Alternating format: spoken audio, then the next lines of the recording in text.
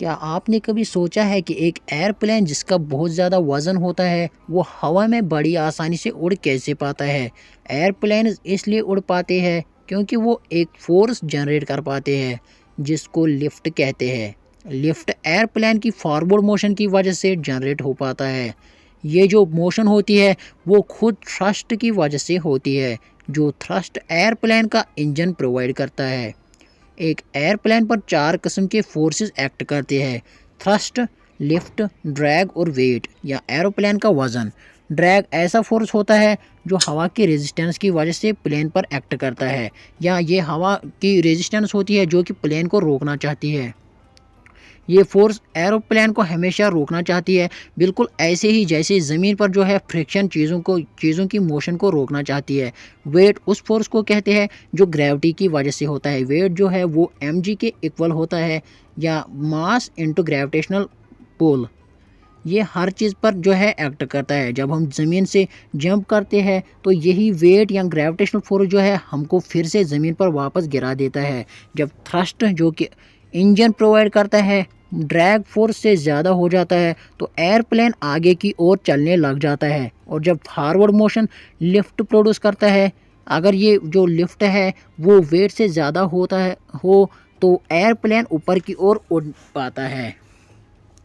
Airplane का कोई भी पार्ट लिफ्ट प्रोड्यूस कर सकता है, मगर ज़्यादातर लिफ्ट विंग से आता है। अब हम बात करते हैं कि थ्रस्ट एक एयरप्लेन कैसे जनरेट कर पाता है। बेसिकली एयरप्लेन्स की 2 किस्में होती है, एक होता है प्रोपेलर ड्राइवन प्लेन्स और दूसरी होती है जेट प्लेन्स।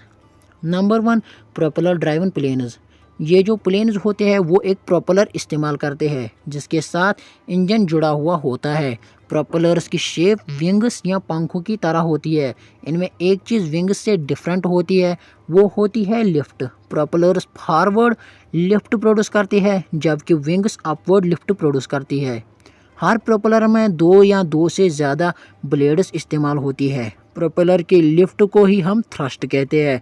पहले प्रोपेलर्स लकड़ी के बनाए जाते थे, मगर अब प्रोपेलर्स मेटेलिक होते हैं। F4U कॉर्सेर एक प्रोपेलर ड्राइवन एयरक्राफ्ट की एग्जाम्पल है। Number 2, jet planes. Jet planes में प्रोपेलर इस्तेमाल नहीं किए जाते। इनमें प्रोपेलर्स के बदले जेट इंजन इस्तेमाल होते हैं जो कि जेट को फॉरवर्ड प्रोवाइड करते हैं। Jet engine Newton third law of motion पर वर्क करते हैं या काम करते हैं, जो कहता है for every action there is equal and opposite reaction. Jet engine एक ट्यूब की तरह होता है जिसमें लिक्विड फ्यूल हाई प्रेशर पर बर्न होता है।